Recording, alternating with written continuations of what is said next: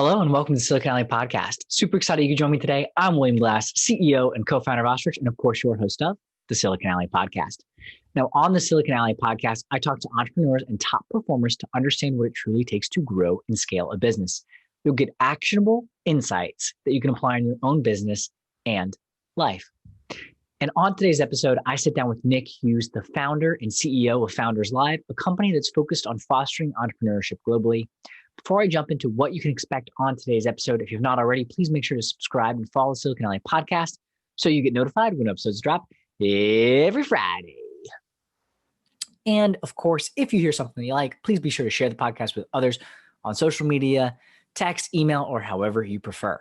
So today's guest, Nick Hughes, is an American entrepreneur with experience in e-commerce, social media, digital payments, and technology startups. He excels at interpersonal leadership, communication, business, and product development. Nick currently holds the position of CEO and founder of the global entrepreneur platform Founders Live. In addition to creating Founders Live, Nick stays busy as an advisor to numerous startups and occasionally takes positions in sales or business development roles if needed. He's also co-founded Callin'it, a fun engagement and prediction app for sports fans. Previously, he founded the mobile payment startup Seconds, as well as helping start Coinme, a company built around expanding Bitcoin and digital transactions into the physical realm via Bitcoin ATMs. As a sought-after advisor, entrepreneurial speaker, and writer with guest appearances on popular technology and media outlets such as Silicon Alley, Nick enjoys helping others discover their unique entrepreneurial path. And on today's episode, we discuss how to get above the fray as an early stage company and really hone into your mission. Nick shares some of the challenges solo entrepreneurs face and how even non-technical founders can build technology products. Overall, a deep focus on the keys to becoming a successful entrepreneur. So without further ado, I hope that you enjoyed today's startup-focused episode of the Silicon Alley Podcast featuring the Nick Hughes. You got no time to waste, but still you hesitate. Caught in a circle saying, I'll never leave this. Nick, welcome to the Silicon Alley Podcast. Super excited to have you on today. Hey, it's a pleasure to be here. Excited to talk and can't wait to get into the topics that we're looking forward to chatting about.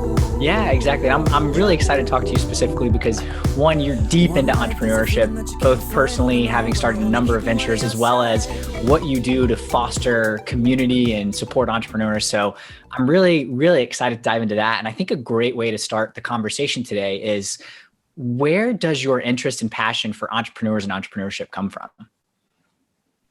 You know, it's a good question. And a little bit of background. I actually was educated, I was an athlete previously, educated then I decided, well, if I'm not going to be like a professional athlete, maybe I'll train athletes, and actually was educated in biology and human physiology, and, started my career as actually a coach and worked with professional athletes and, college athletes, high school athletes. But what's so weird about that, the reason why I bring it up is because there was a point in time where, I've always been creative growing up. I had a paper route. So I always understood, kind of put in the work when you're young. But there was a point in time where it just kind of overcame me in my, I would say, early to mid 20s, that there is something different about certain people. And it really revolves around creativity and bringing unique, innovative things to the world. And I just started reading and started listening and watching as much as I could around, the people that have built this world. And I think that's where I got the bug, was just understanding. And, I heard this after I started my entrepreneurial career, but I think what I understood was, I heard something that Steve Jobs said at one point in time. He said, everything around you was created by someone. The chair that you sit in, the desk that you are sitting at, the building that you are sitting in or standing in, was all a vision in someone's mind, and someone brought it to the world. And that thought right there was like, that's it. That's how the world functions, is there's creative people that not only make stuff, but also figure out a way to bring it to the world and have that be a profitable venture. So I don't know, the bug hit me in my 20s, and here we go. Yeah, no, that's interesting. And I guess, so you mentioned you had a paper route as a kid and kind of were sounded like studying other people. I guess, what was that process like to really figure out that entrepreneurship was for you? And then the decision to, you know what, I want to be one of those people that, like Steve Jobs said, that goes and creates the world around me. Yeah, like, it's a process of really discovering, and and this is something, if you're listening and you're watching, these things aren't lightning bolt experiences. This is not like the movies or whatever that they show, oh, one day, like, someone believes they got the power to be an entrepreneur and then they go and make $1 billion. This is a lifelong process, and it's a self-discovery process. And so for me, it was, going back to, again, I was, for a few seasons, I actually worked with an NBA team in Seattle and WNBA team. And so I would go to work. My office was actually a practice facility for the Seattle Sonics. And then I actually worked with them and the WNBA team, as a strength coach. Yeah. And, you would think that that's like the dream job. And over time, training athletes, it just was hours for dollars. And at some point, I just said there's more to this. And more importantly, I feel more drawn to impact millions of people around the world. Like distance and physicality does not mean anything. And so that was a discovery of, okay, what can I now do? What is in my realm that I can go bring to the world? And, my story is not like, Jobs or others that, oh, I'm going to create this, create technology in this product. Looking at my strengths and how I can bring that to the world, I started to really understand, how I connected with people, how I saw through the, through the fog and through the lines. And actually, we'll get to this, but in my opinion, the inequality of entrepreneurship around the world was what absolutely hit me to go make change in these areas. Yeah. That's really interesting that as you're talking about this, about your sort of process, as you put it, because I think you're spot on. It's not a lightning bolt moment as you see in the movies. It definitely is a process of self-discovery. You mentioned creativity and seeing inequality. Like, what were some of those things that drove you towards entrepreneurship specifically and that led you into your first venture? Because you've done a number of ventures across industries. So can you talk to me about the curiosity component and taking what you're seeing in the world and then how that applies to curiosity and going and creating change? If someone has been listening and they've actually created something before, or maybe they're listening and saying, hey, I actually want to jump into this. There is a point when you have certain concepts and ideas. You're going to write them down in some way or another. And, for us now, it's hey, it's a Google Doc. So, by creating a Google Doc or docs, many, idea documentations and whatnot, by taking something that you observe in the world, there's a problem, there's a challenge, whatever, but starting of just having this Google Doc. Yeah. And then once you collect those ideas and understand the challenges and the problems in society that actually are that we're facing,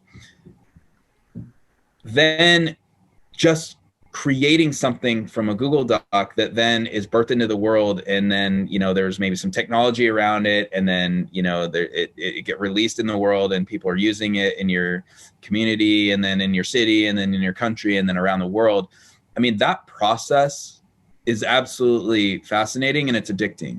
And so what I love is when you think about Founders Live now, it was just a thought on a Google Doc on my machine at one point in time.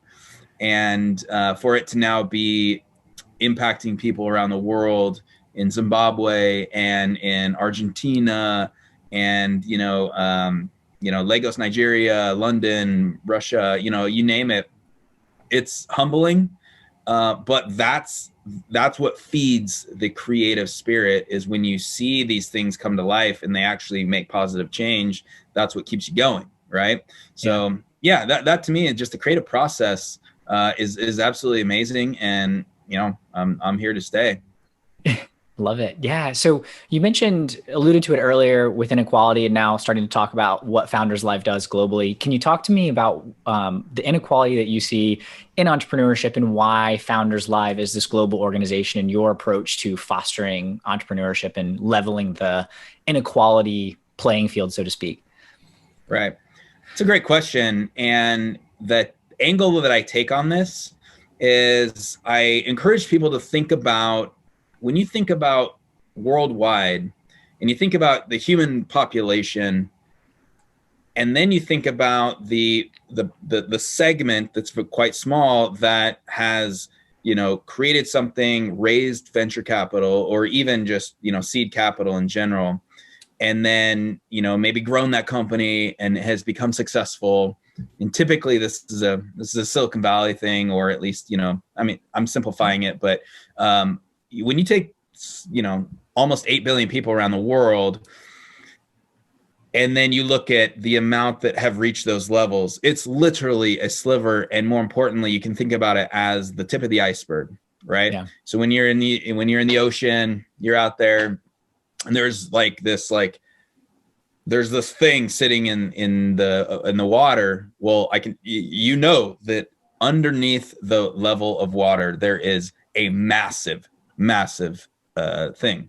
And so when you think about the way that I view potential around the world, essentially we've only scratched the surface. And then their human potential, all that is subserved under the water is, I think that is the future of our human race. That is the future human potential that just hasn't received those opportunities yet.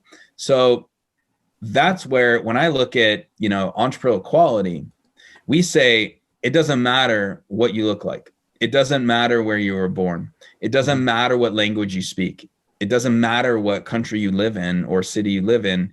You as a human being deserve the equal opportunity for creation of, economic value and wealth.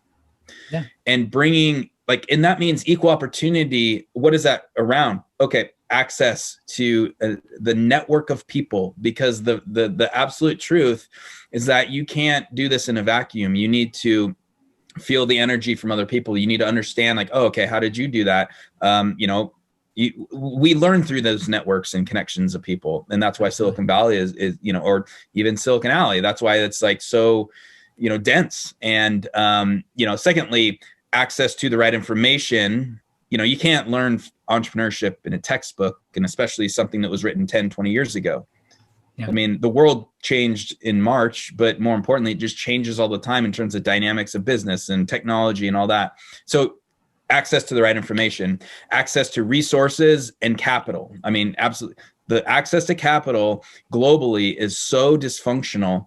That needs to change. And then lastly, access to a global reach or distribution of their message, so people know what they're building and who they are and why they're bringing this to the world. And I saw that was quite lacking, even though we have the internet, even though we have LinkedIn, even though we have Facebook. There was not a global system and platform that achieved those things equally around the world. And that's what we set out to do, really officially starting in 2016, but 2014 was really the origination of everything. And hey, we're on our path. We're nowhere near, because I believe, when you look at the global population, and then, you look at the continent of Africa, and it's just really starting to light up. South America is still coming on. There's so much to be done, but that's what that means to us. We're not just talking about Black Lives Matter in the United States. We're talking about global economic and entrepreneurial equality, and there's so much to be done. Yeah. There's so many ways we could take this conversation. What are some of the challenges that you've faced so far building Founders Live and being able to reach people globally in areas where there is this lack of access of the three main criteria that you just hit on? That's got to be challenging. It is challenging. I mean, hey, no one said entrepreneurship is easy.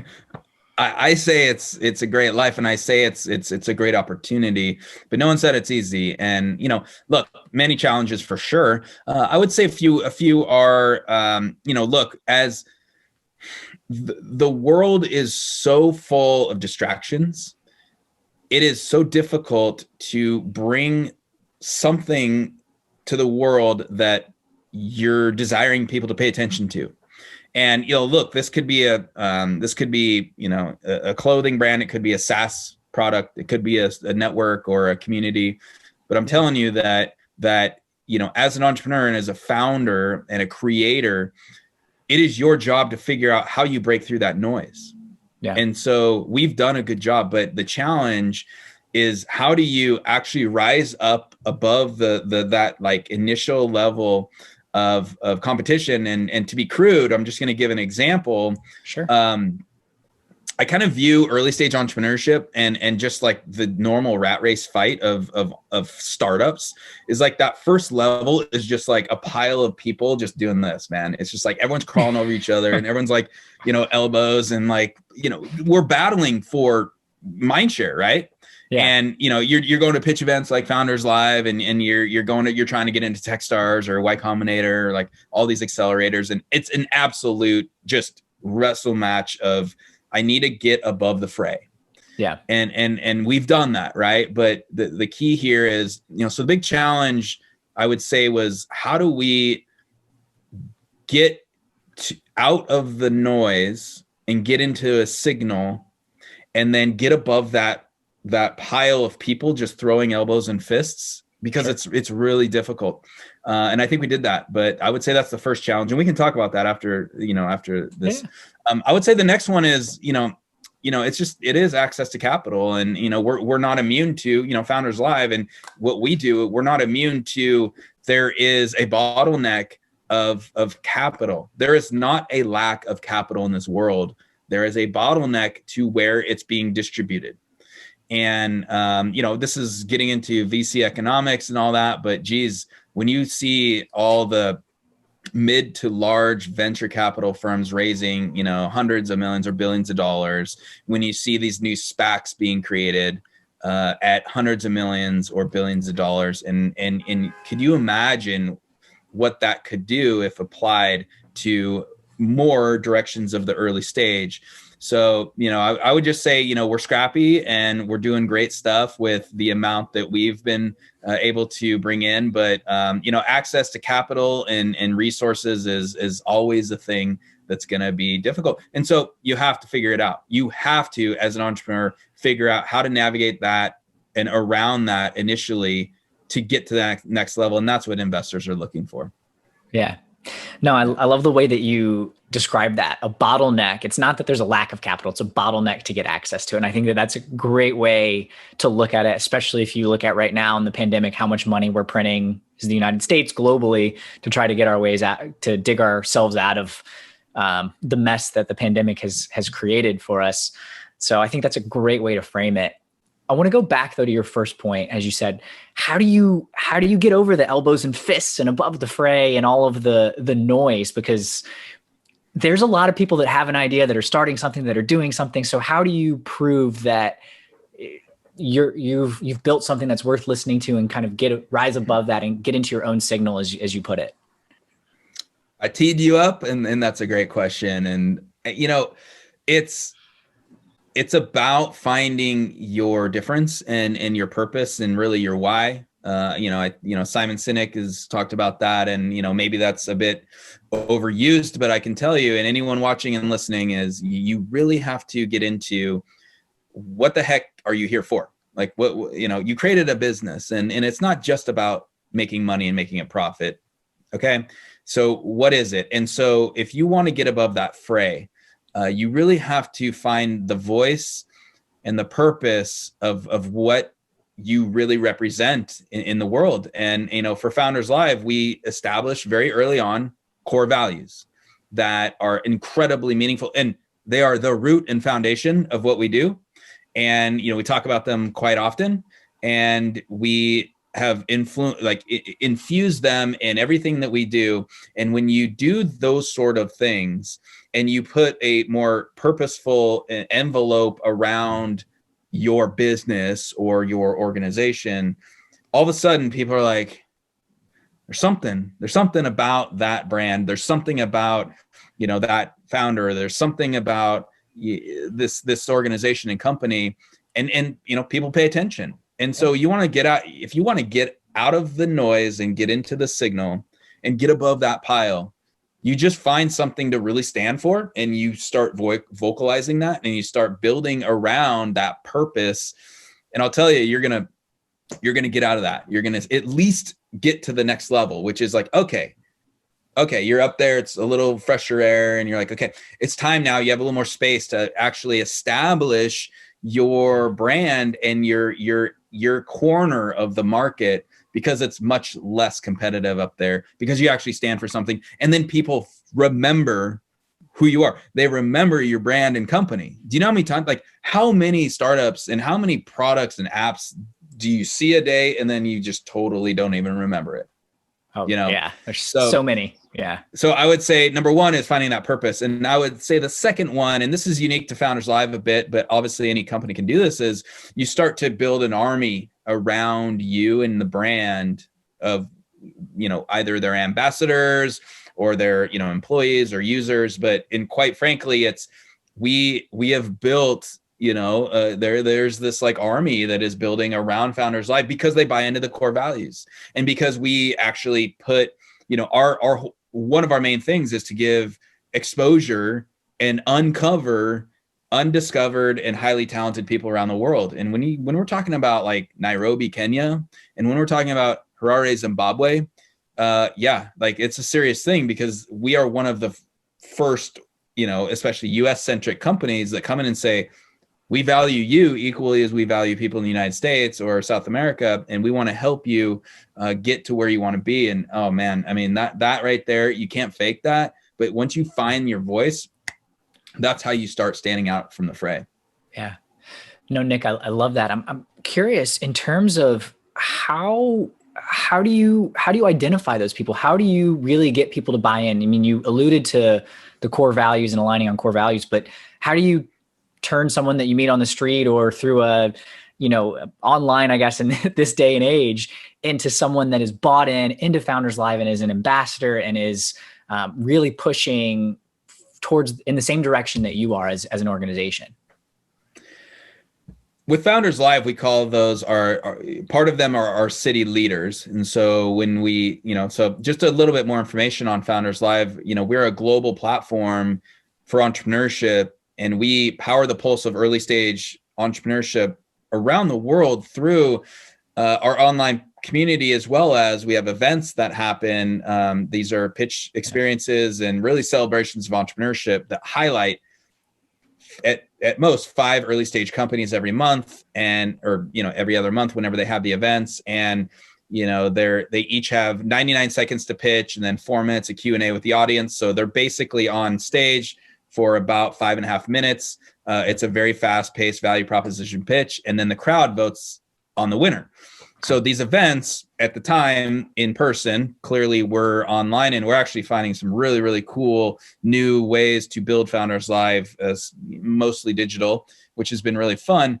But we launched new cities and countries by bringing on what we call city leaders. Well, they're basically ambassadors, but that's just one aspect of an individual that can buy into Founders Live and want to really spread it and be a part of it. So that's unique to Founders Live, but, finding basically, making them step at least through a few hoops of almost like some filtering, essentially, why are you interested in this? And, share your thoughts and experience on even those core values and why is this important to be in your city, in your country? And just through one or two, let's call it 2 or 3 hurdles of filters, you're going to, if that person steps through and does the work, then they clearly are interested in wanting to be a part of that. So each company can figure out their own way to have those filtering processes, but you want to figure that out.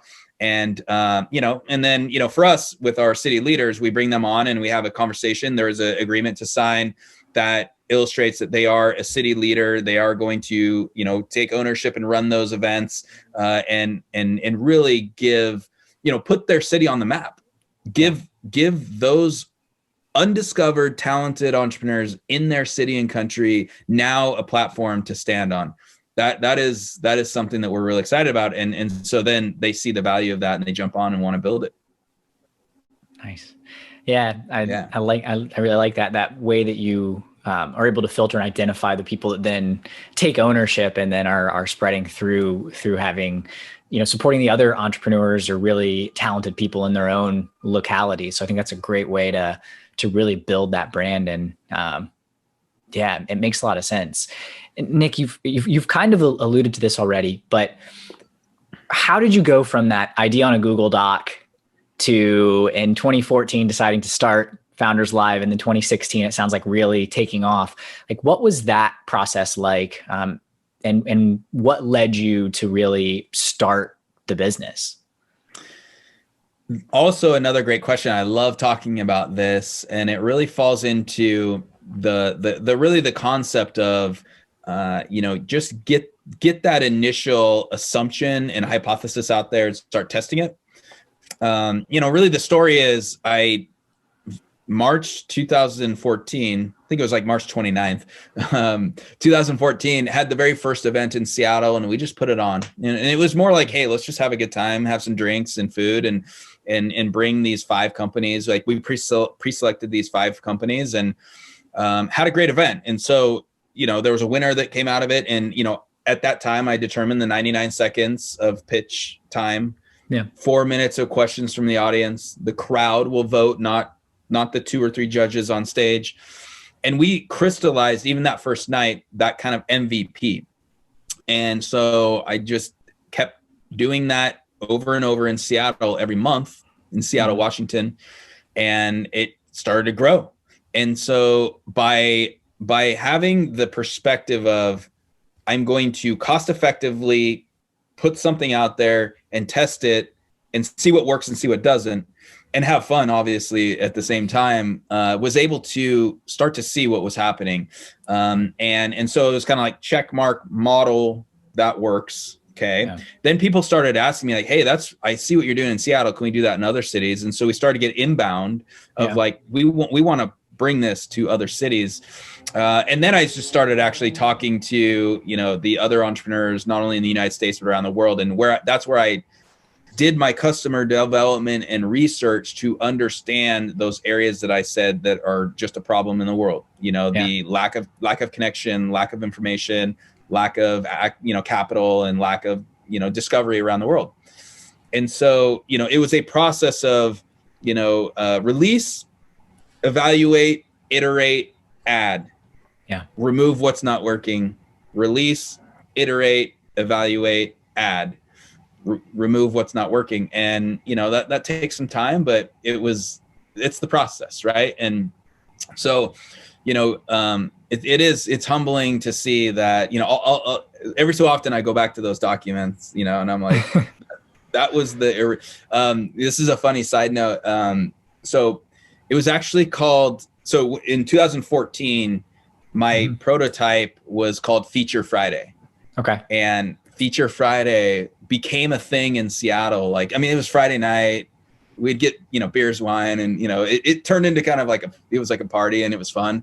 But for like 2 years, it was called Feature Friday, and it went really well. And then the moment I knew that this was going to be something around the world, I was like, oh no, like, I need to change the name. Like, it can't be Feature Friday, because this can't just be on Fridays, and it's going to be a bigger thing. And so I went through this. We've all been there, where you're like trying to name a company and a product, and you're Googling everything. You go check out, is the domain, it's taken, damn it. All this stuff.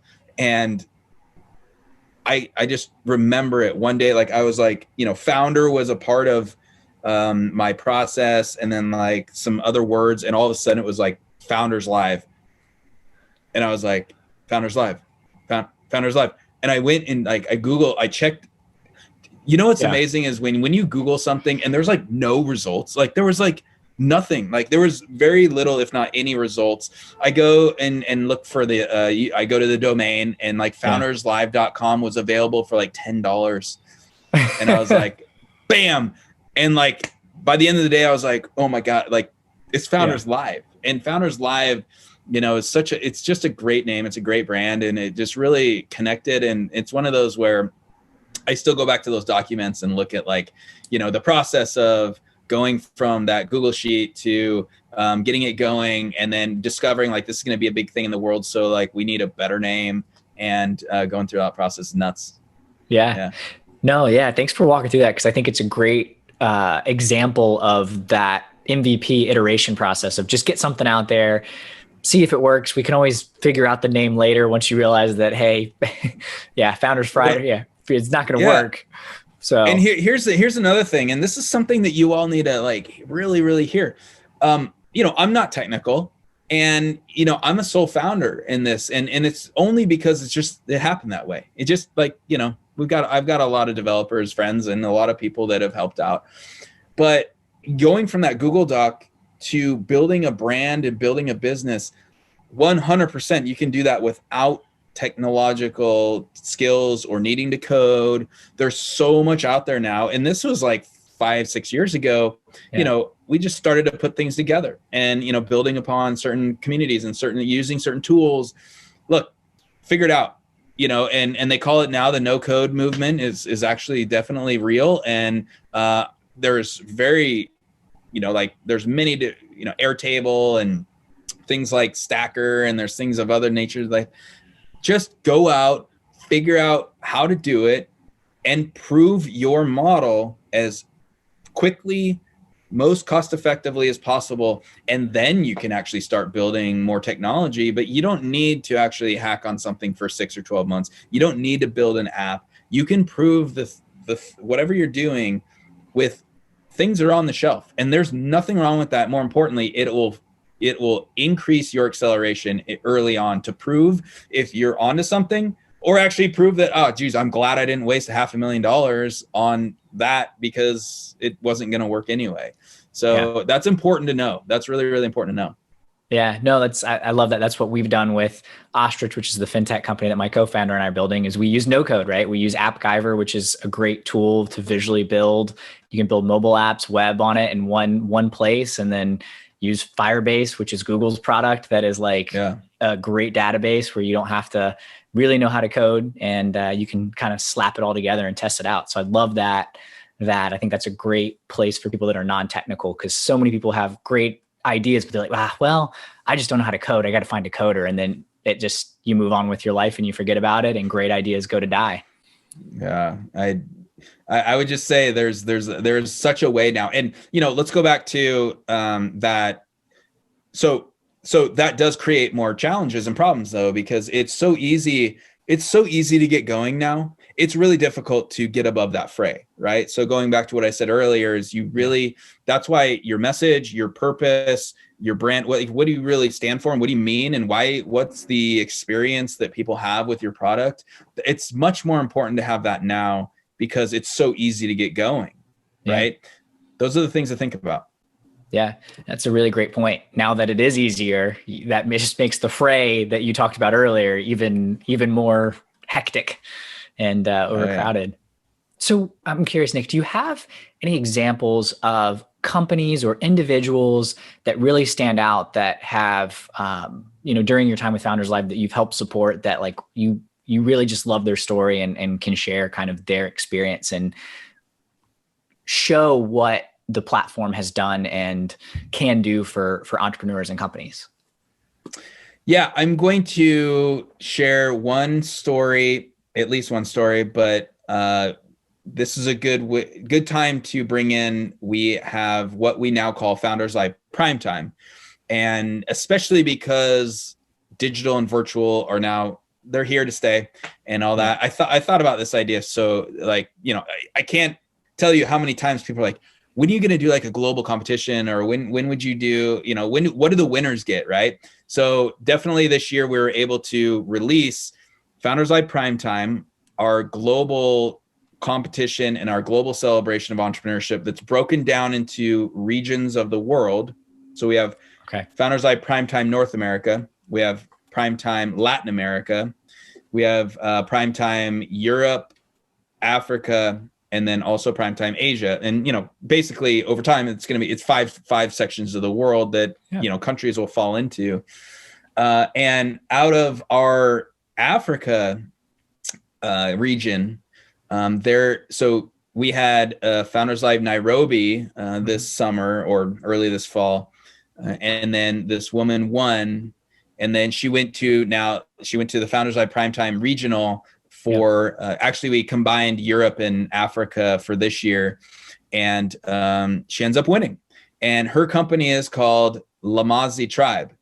And her name is Destiny, and she's amazing. So hopefully she's watching at some point, it's great. But so she's the winner out of that region of the world that's now going on to our Founders Live Fest, our global summit. This is our first one. We've never really done a global summit before. So we're really just doing kind of a mini one on December 2nd. And we're having the 5 finalists that will compete during a competition time for the winner and really the Founders Live, best startup of the year.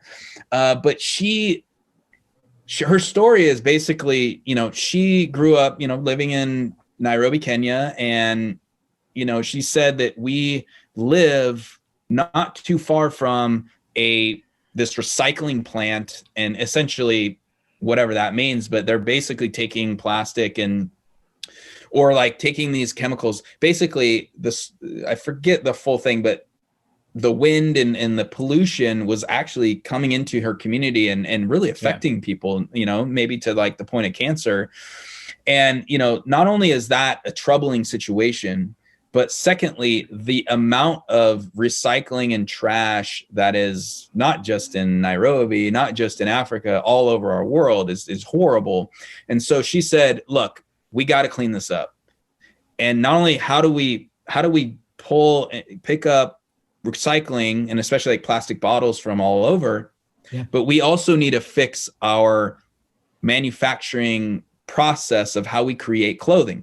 So she's getting recycling, they're breaking it down, taking some of those, some of the chemicals and some of the materials, and making sustainable active wear for women of plus size, or at least like, of being inclusive of like making sure that women feel comfortable in their clothing. And you're just like, oh my gosh. So they're cost effectively manufacturing sustainable clothing. They're cleaning up the world. They've already they've gotten millions of recyclable products, and they're starting to go through that process. And her story now, she's one of the finalists for Founders Live Fest on December 2nd. And because we launched we launched in Africa, we have Nairobi events. She bubbled up, and I'm telling you, her community and her tribe showed up, and this needs to be in the world. And, that's just a great example of, not only would you have not known about it, but maybe there's a possibility that she and her company might not have gotten enough momentum to get going.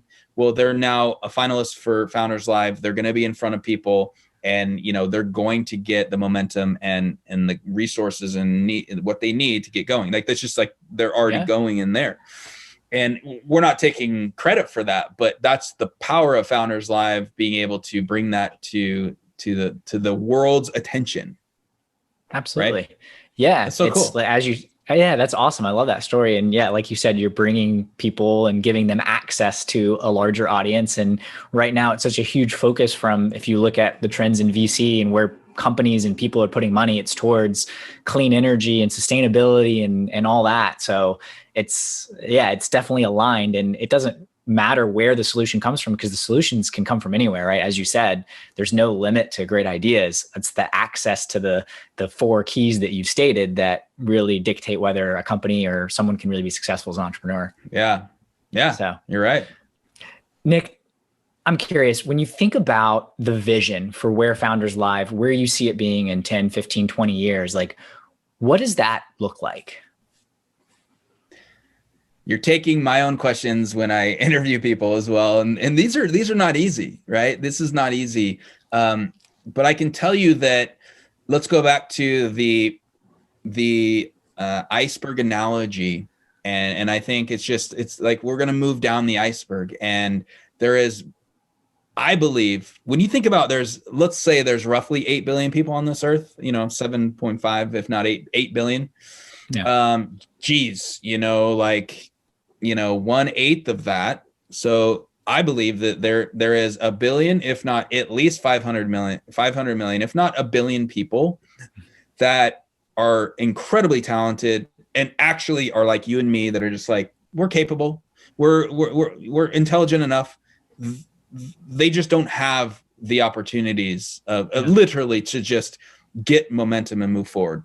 And so we see that in terms of half a billion to a billion people over the next 10, 20 years need to be pulled into the system. And that system is really, it's a bottoms up and a top down approach. It has to come from literally, if we have to, that's why Founders Live is really about getting as many cities and people around the world together to start doing this in their city, because it becomes a bottoms up approach and we just start sprouting up from every corner of the world. And then from the top down, that's why prime time is such an important thing, is because now we can have this global show and showcase.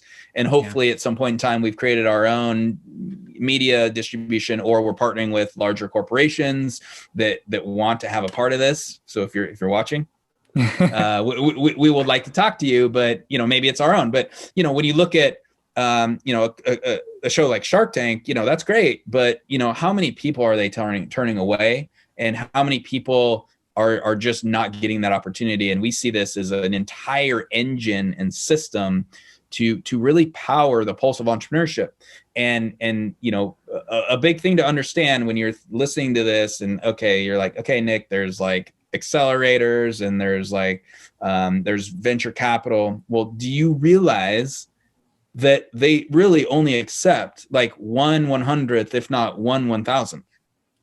Okay. So my answer is, that's great, but what about the 999 other people? And that's who we want to start serving. And because we can be this, like, when I say power the pulse, it's like there is this like economic system and essentially an ecosystem and a universe that we have, established in all these different countries and cities. And then we start pulling in, and it becomes more of a marketplace. And the marketplace, imagine a marketplace of like early stage companies that just haven't been discovered yet. And now you're like, oh, dude, that's like, not only is it like I identify because they have a purpose versus just they do it's a SaaS product that helps us account system. But quite frankly, I want to do business with them because they mean something more than this other product. So you can start creating like more of that social purpose environment, at the same time giving that pedestal and that marketplace globally for earlier stage companies. And what you're going to do there is you're going to get more exposure to earlier stage companies, more options for investment. So this now goes into kind of the last part.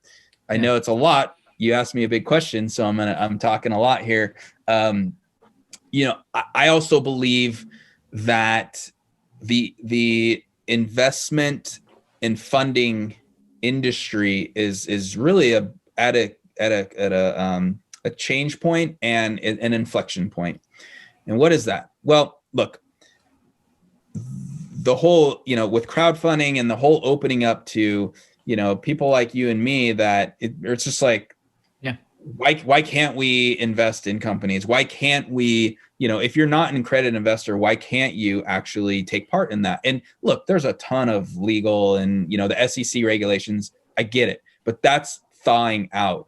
So when you look at 5 to 10 years in the future, the ecosystem that we build and the marketplace that we build and the ability for anyone around the world to launch a company and grow it, and then anyone in the world to be able to find companies they want to invest in and be a part of those success to help them move forward.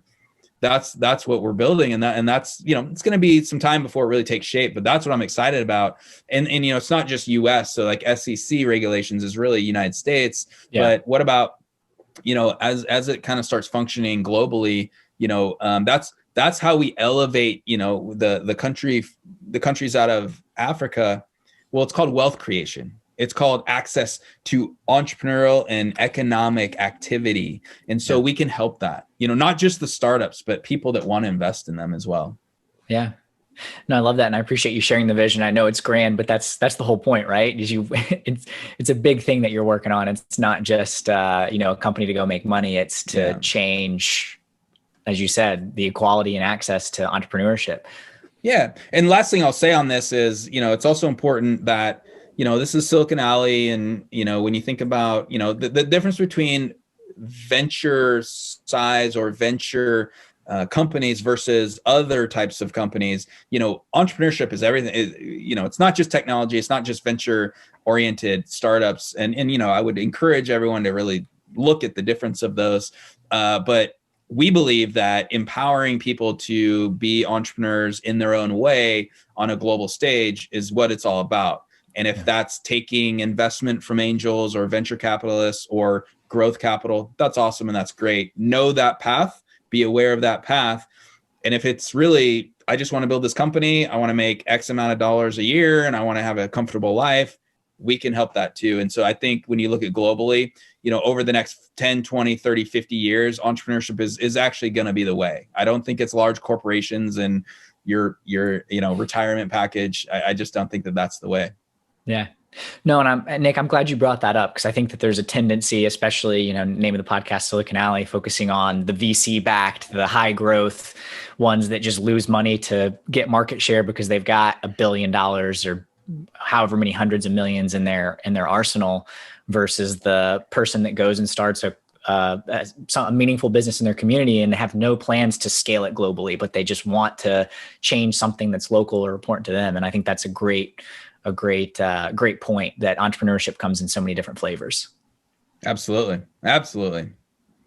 So Nick, one of the things about this podcast, it's a little bit different than some of the other entrepreneurship podcasts out there, is that my background being in fintech and focusing on improving global financial well-being. So some similarities in terms of giving access and inequality when it comes to personal finance knowledge and wealth. I want to understand, what's your relationship with money? How would you describe that? Yeah, it's a good question. Everyone has their own relationship, and I'm definitely in a transition of this, and one of my coaches has really helped me think about this in a new way. Is, look, money is energy transferred, right? If you think about energy transferred, money is really just, it's a currency, and it's just really an amount that we've all stamped on there saying like, okay, US dollars, and whatever that means. Yeah. So I would say my relationship is starting to orient more around, this is it's meta a little bit, but like, how much are you like pushing out and how much is coming back? And that's energetic. And, okay. And if a person can view it as like, how much value and energy am I pushing out positively in the direction to help people? Well, it's going to come back in a return, and usually that return is measured in currency of value of dollars. Something to consider though, and that's one thing where it's like, okay, finance, dollars, am I making money? Is there a profit? How much income am I getting? And that's a part of the world, and you have to have that, and it's important to, but there's many more currencies, and I think it's important to understand as you go about your life, and whether it's your business or not, there's other ways to be wealthy. There's other ways to create value and create energy. And, whether that's social capital, purpose-driven capital, energetically, and whatever, so not only am I thinking about finances in a unique, or at least a different way as I go forward building this, I would encourage people to not only think about that, but really consider like, the good, like how much good am I doing? So, to make sense of this, one of our core values is what we say, literally our core value is open the door. And that's a really, really important one, which is we say, do great things for people without expecting a return. Yeah. That's what we say.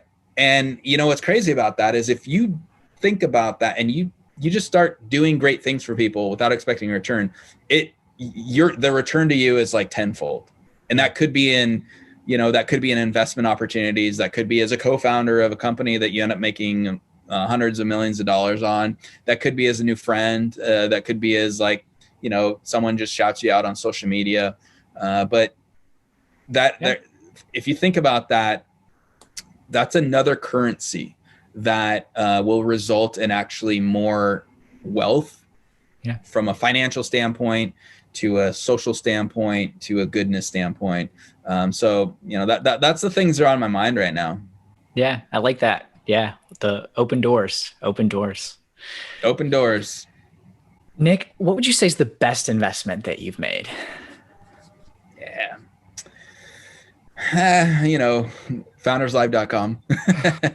No. There we go. I mean, that's one of them. Look, I would say the best investment I have made, I mean, just up to this point, clearly it's understanding the absolute underlying aspect of not just a purpose-driven community. I hesitate to use those sort of words, but to put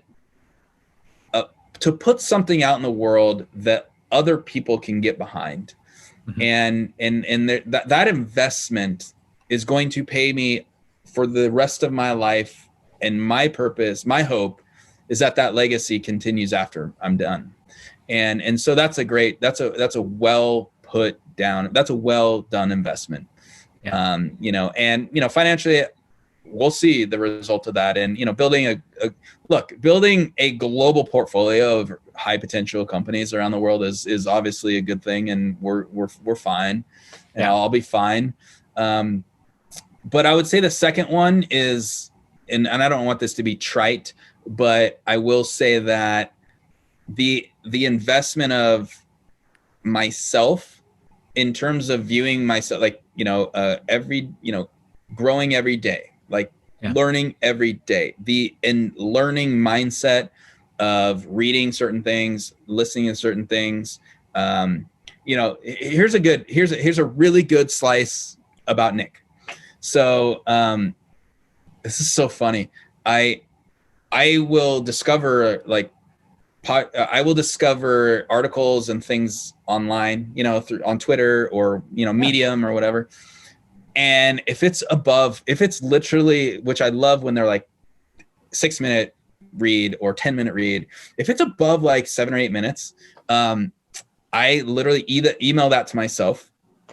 And because I want to learn it, I am one of those, just give me the information, I want to learn it, but I will email it to myself, and then I will actually use the function on the phone where, I'm not sure if you're aware of this, but you actually, with an iPhone, you can swipe down with 2 fingers, and it's a gesture move that then will read the content on the screen. And I will email it to myself, put read on the subject. And then whether I'm outside walking or, there's times where I just want to listen, back in the good old days when you're in the subway or whatever, I will have that read the article to me. So I save time by having my phone actually read the written article to me, and it's kind of in her voice, kind of thing. Yeah. And so I feel like I'm in the future, but I'm no, this is the present. I'm having my machine, this thing is reading and talking to me. But that's a growth mindset, by seeing articles that hit your radar. And I just shoot an email to myself saying listen. Yeah. And then whenever I have 10, 20 minutes of free time, and these long articles are amazing. I don't know who writes all these long ass articles. They're 20 or 30 minutes long.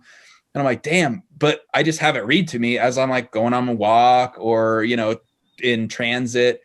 And that investment of, I'm just always learning and growing is probably the best thing you can ever do in your life.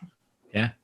Nick, I love that. And I wasn't aware of that swipe gesture, so I'm going to have to take advantage of that now. So yeah. Well, Nick, on the other side, we don't always make great investments. What would you say is the dumbest money mistake that you've made? The dumbest the dumbest decision in terms of finances I've made is true story. It took me to about 30 years old to jump into my entrepreneurial path. I don't have regrets in my life, but man, if I was 18 or 20 years old and totally was just I'm going to go build something, I would be in a different financial situation right now. So, the dumbest decision I would say I've made is I did not get going quick enough. And in my 20s, I was actually as a strength coach and more in the health and fitness industry. And geez, for your 20s, it's a fun job. But I did not do the investment in growth in myself and actually entrepreneurial activity that I should have. And now, I started at 30. And so lost about 10 years of that. So I think that was probably the dumbest thing.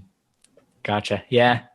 Yeah. All that time, right? That time investment, it compounds. So if you could have jumped in earlier, who knows? So, well, I'll tell you, no matter what age you are right now, I mean, it's a good time to start a company, but if you're younger, do not allow I'm just not old enough to ever get in your way. And go back to what I said very early in the show, just start testing things out. Have some assumptions, have some hypotheses, go out there and test some early stuff very, very cheap. And you're like, oh my gosh, that worked. What if we put $100 in there? What if we put $1,000 into that? What if we put $25,000 into that? Right. But start as early as you can, because I would say my only regret is I just didn't start early enough. Yeah. I love that. I was talking to someone I think he's in his late 70s or early 80s, and he just started a software company, and the guy's awesome. So yes, you're never too late to start. Nick, last question I've got for you. What would you say, based on your experience, is the biggest challenge facing everyday people when it comes to finances? There's a lot of challenges, and I think it's really, I would put this in just be more self-aware and the impulse buys that we're all guilty of. I mean, hey, it could be, I just go to Starbucks every day, or I go to my coffee shop every day and I get my coffee. Well, that's $5 a day. Okay. So that adds up. If you took those $5 a day and put it in a savings account and had that start growing, you're probably on the right path. And that's just $5, right? So the impulse buys of certain things, I would suggest that is probably our most biggest challenge, just from a consumer standpoint. And we're told all the time, you need this, you need that. Consumers, it's all the marketing and the advertising. So that's one thing. And then secondly, just having, look, we're all entrepreneurs now. You are a business. Start thinking like that. And what is the $100 you can literally invest every month in your own experiments and actually, I mean, this is what Founders Live's about, right? Get around things like Founders Live and you're like, wait, you mean I can do this too?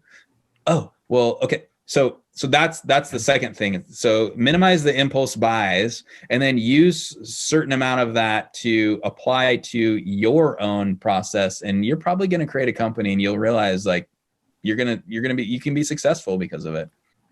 Yeah. I love that.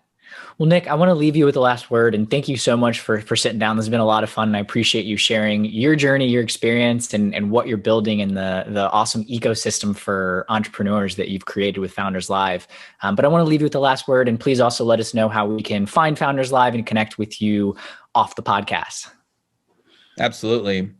Last word is just never a bad time to start a company. It's only today that you can really get going. And so, think about that and look to Founders Live, founderslive.com.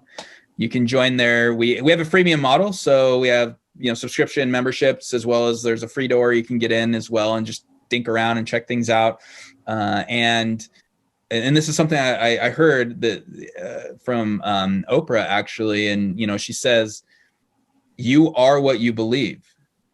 Not what you want or what you wish for. What you really truly believe will come true. And so be that entrepreneur, be that person that believes in yourself, and things like Founders Live help that. So we also have, I mentioned it, but our Founders Live Fest 2020, which is on December 2nd. It's a celebration of entrepreneurship. We're having great talks and partners, some keynotes. I'll be talking. And then we have our final pitch competition of the year, which is great. And, from 4 different countries. And I think that's 3 different continents around the world. So come in and hang out. We would love to have you there. Awesome. Nick, thank you so much. Really appreciate the time today. And thanks again for sharing your story. Hey, you're welcome. It was a pleasure to be here. That's it for today's episode of the Silicon Alley Podcast. I hope that you enjoyed the conversation with Nick Hughes. I had a lot of fun speaking with Nick and learning more about his mission to level the entrepreneurial landscape. On your way out, please be sure to share the podcast with others. This is the only way the community grows and others hear these incredible stories from entrepreneurs. I take pride in telling a mix of stories that have never been heard, in addition to notable names. So please do your friends and family a favor and share Silicon Alley. I'm William Glass, CEO and co-founder of Ostrich, and of course, your host of the Silicon Alley Podcast. Have an inspired day, everyone. You got no time to waste, but still you hesitate. Caught in a circle saying, I'll never